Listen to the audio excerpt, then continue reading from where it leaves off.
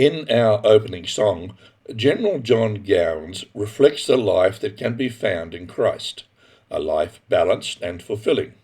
Such is God's desire that his children should find happiness and contentment in the kingdom lifestyle. Faith is not afraid of darkness, hope will triumph over loss. Love is not afraid of hardness, patience helps to bear the cross. These are all the gifts of heaven, beautiful are they and free, graces that the Lord has given, oh, that they may shine in me. There is within all humanity a deep hunger to find authentic happiness, and it drives us to find that which will satisfy that desire. The American Declaration of Independence says, "We hold these truths to be self-evident, that all men are created equal, and that they are endowed by their Creator with certain unalienable rights, that among them are life, liberty, and the pursuit of happiness."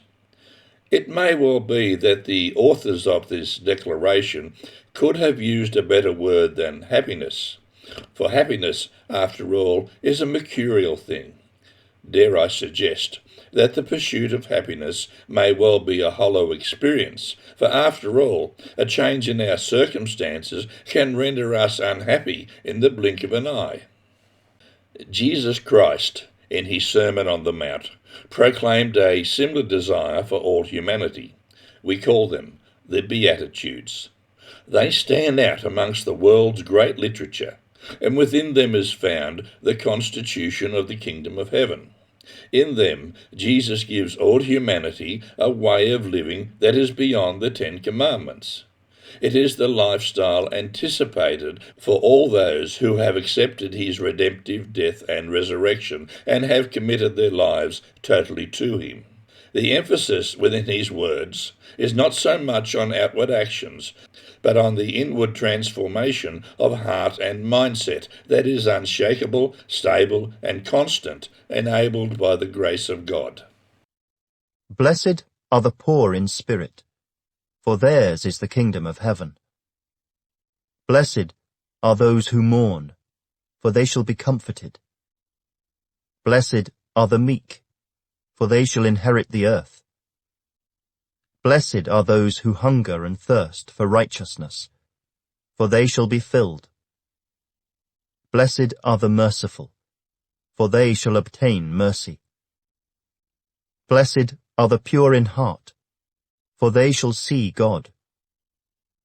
Blessed are the peacemakers, for they shall be called sons of God. Blessed are those who are persecuted for righteousness' sake, for theirs is the kingdom of heaven.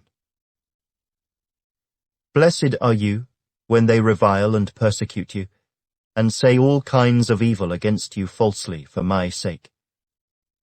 Rejoice, and be exceedingly glad, for great is your reward in heaven, for so they persecuted the prophets who were before you.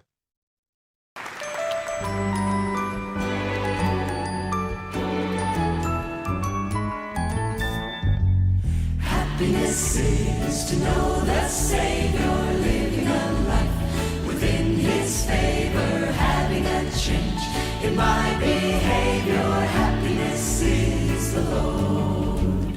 Happiness is a new creation, Jesus and me in close relation, having a part in his salvation. Happiness is the Lord. Real joy is mine, no matter if the teardrops start. I found the secret, it's Jesus in my heart. Jesus in my heart. Happiness seems to be forgiven, living a life that's worth the living, taking a trip that leads to heaven. Happiness is the Lord.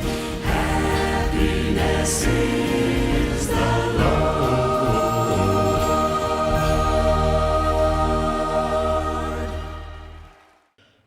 Perhaps the answer to humanity's quest for happiness and contentment can be found in the Beatitudes.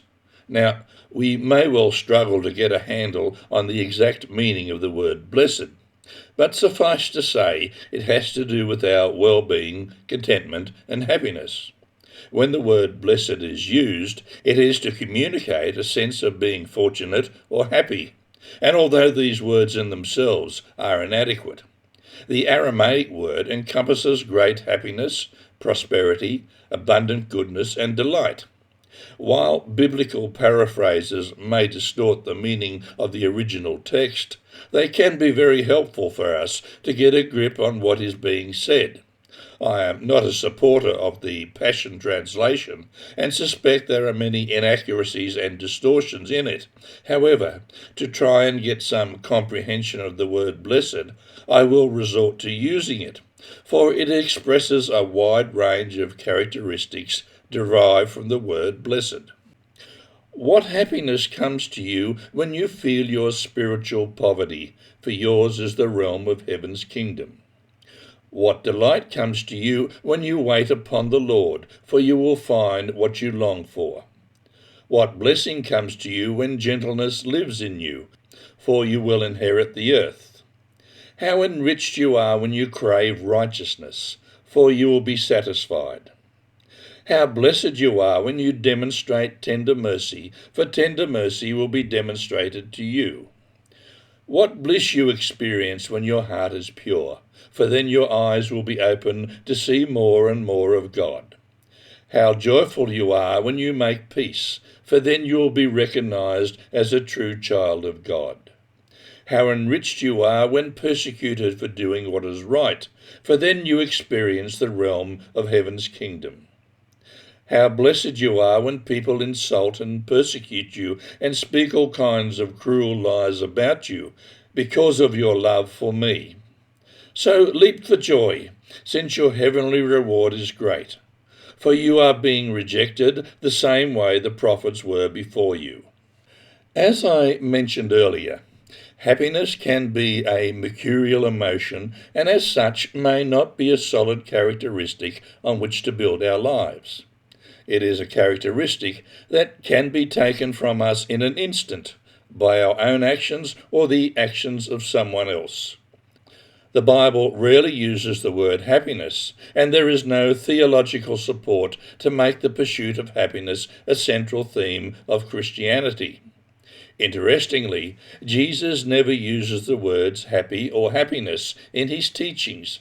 However, he does consistently use the word joy, as do other New Testament writers.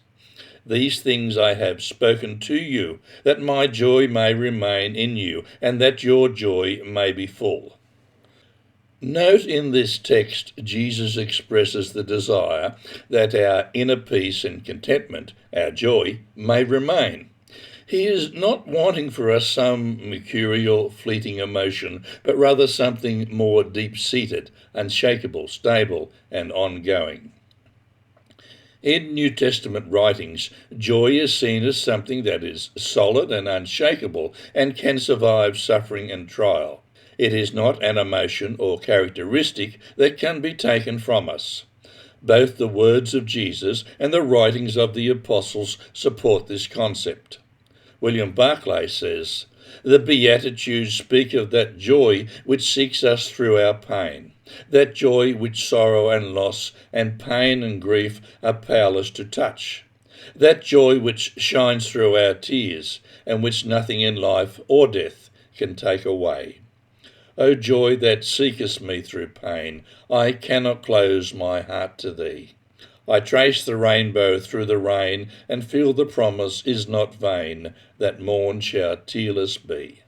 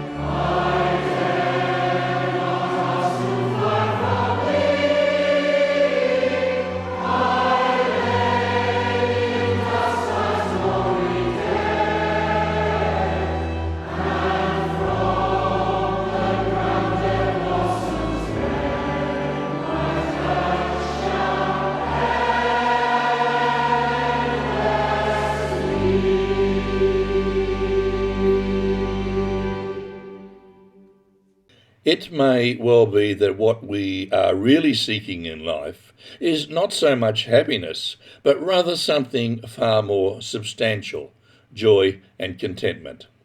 However, most of those around us, our friends, family, and associates, are looking for and deeply desire to be happy. And perhaps that is the way God created us. It seems incongruous that God would have created us to live in misery. If we want to be happy, then there is some foundational understanding we need. Paul was one who knew the secret of inner peace. Not that I speak in regard to need, for I have learned in whatever state I am to be content. I suspect that there is a close connection between happiness and contentment, and it may well be that contentment is a precursor to happiness. It is probably true to say that you will not find happiness if you are discontented, although it may well be that unhappiness may drive us to find contentment.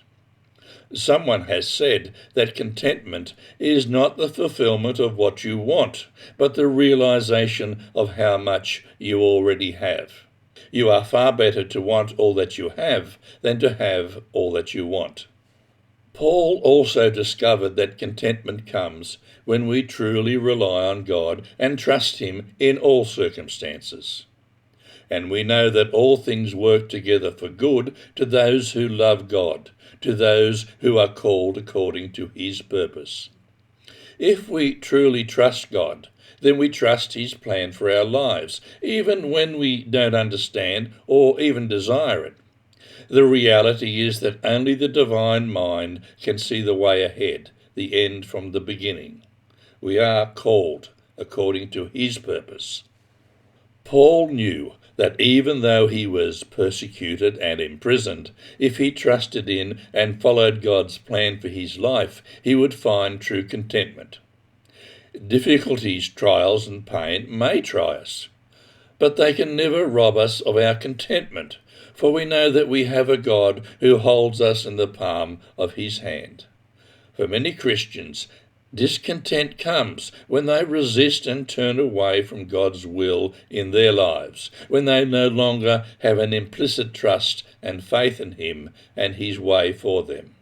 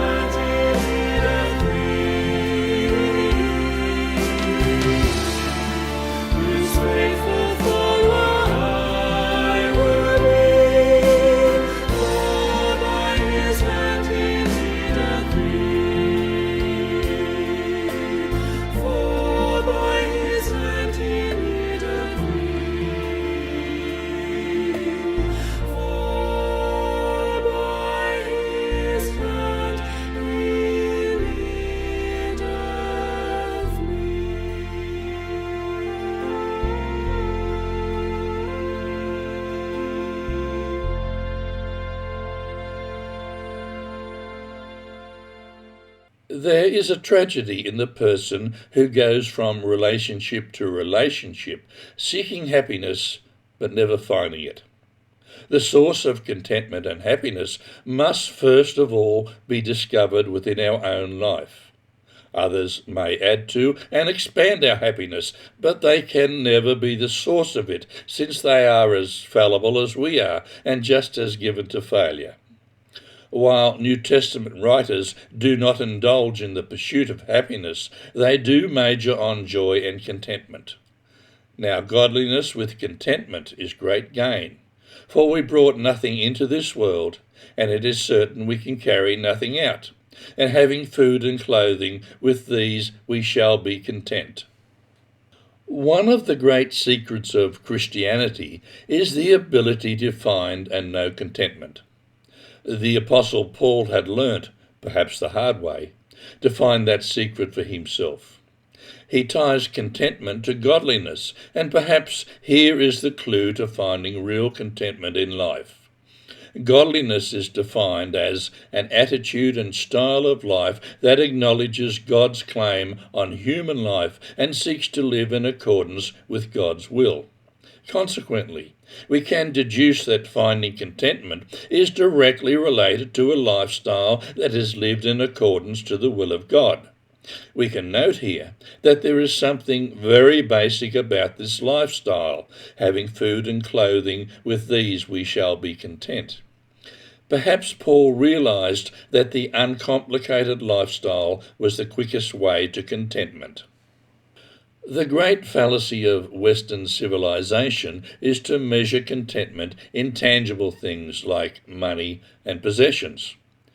True wealth is never in material things, but in those indefinable things that we know bring contentment, even when we can't articulate them at times. Paul is not saying it is wrong to have possessions. In fact, he says he knows what it is like. I know how to abound.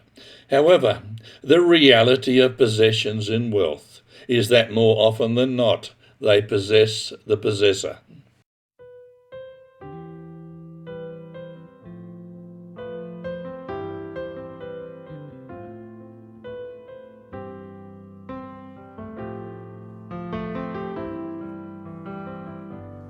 All I once held dear, built my life upon.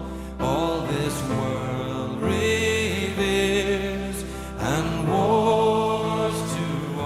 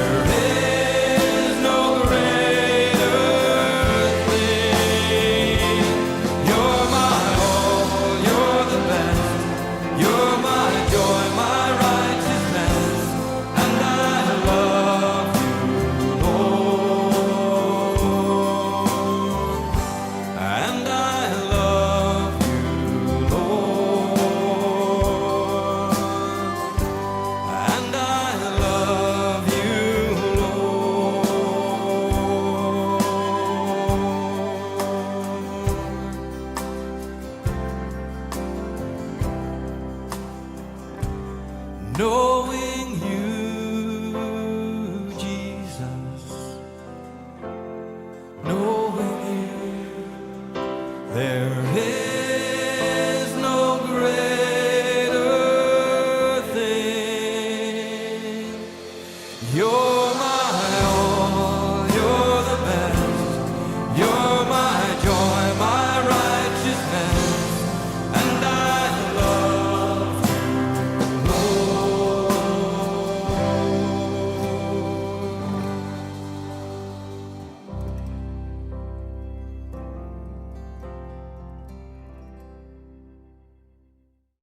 The reality of life is that we all want to be happy. Being contented is the essential ingredient in living a happy and fulfilling life. Real contentment starts with an attitude of thanksgiving in the mind and the heart, a mind attuned to the leading of God's Holy Spirit, and a heart in step with God. When we rely and trust in God's provision for us in all circumstances, and we learn to live above the challenges life throws at us, and we focus on others rather than ourselves, we will truly find contentment, and happiness must inevitably follow. When God gave humanity the Ten Commandments, his desire was that they might find true contentment. He wanted his children to be satisfied with what they had. Having a covetous mindset is a sure recipe for discontentment and happiness.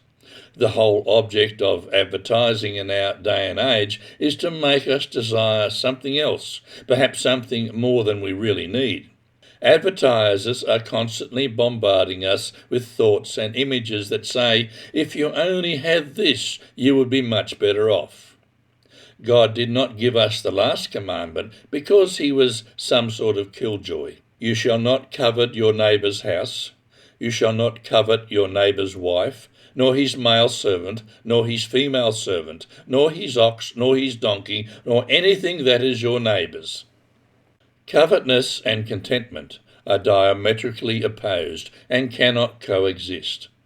It is not that God does not want us to improve our lot, but rather he does not want our mindset dominated by desires for possessions and experiences that are unnecessary and not rightfully ours to have.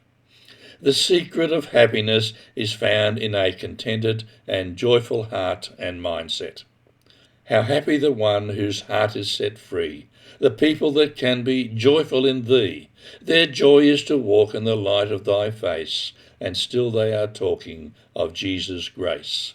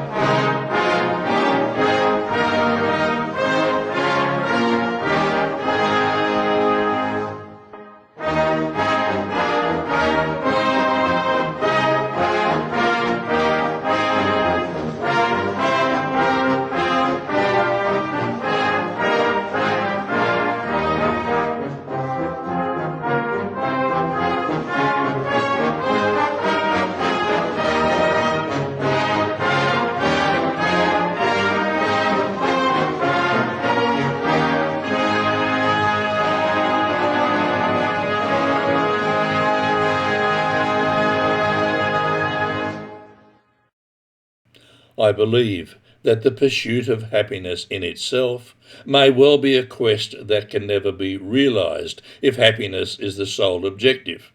The pursuit of joy and contentment are far more crucial if we are to find life in all its fullness.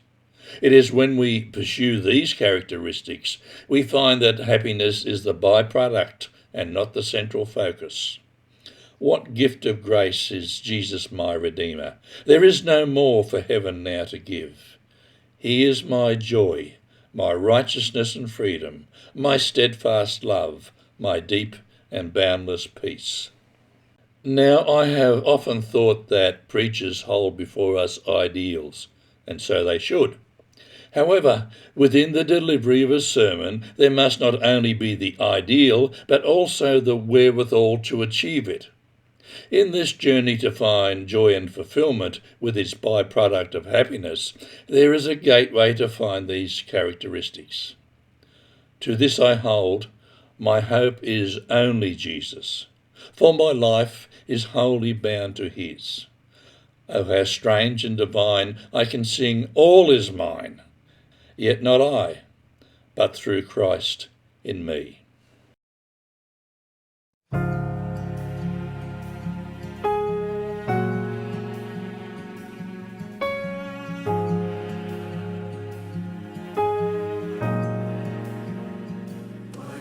Of grace is Jesus my Redeemer. There is no more for heaven now to give. He is my joy, my righteousness and freedom, my steadfast love, my deep and boundless peace. To this I hold, my hope is only Jesus, for my life is wholly bound to his. Oh, how strange and divine, I can sing, all is mine, yet not I, but through Christ in me.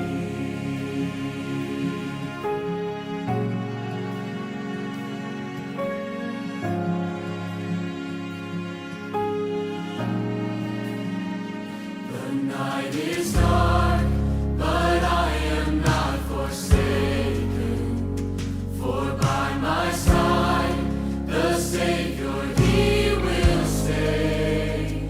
I labor on in weakness and rejoicing, for in my need his power is displayed. To this I hold, my shepherd will defend me. Through the deepest valley he will lead. Oh, the night has been won, and I shall overcome, yet not I, but through Christ in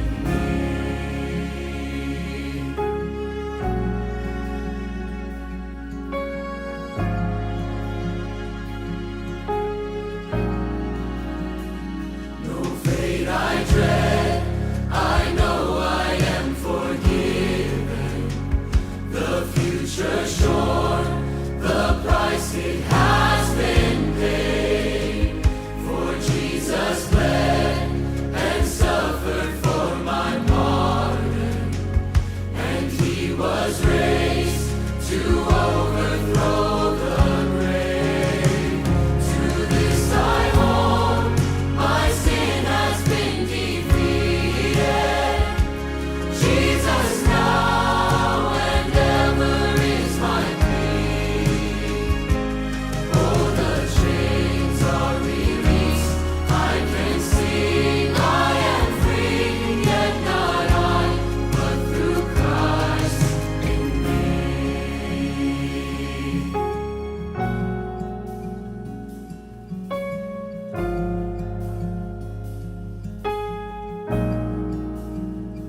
With every breath, I long to follow Jesus, for he has said that he will bring me home.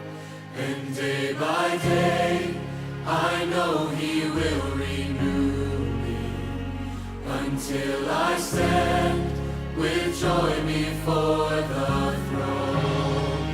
To this I hold, my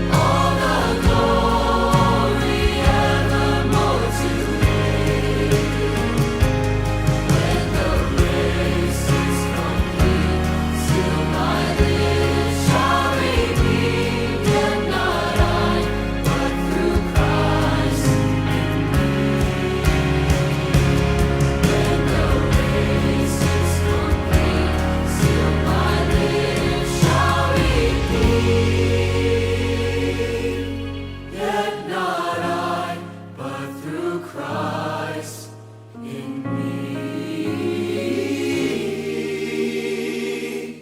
Yet not I, but through Christ in me.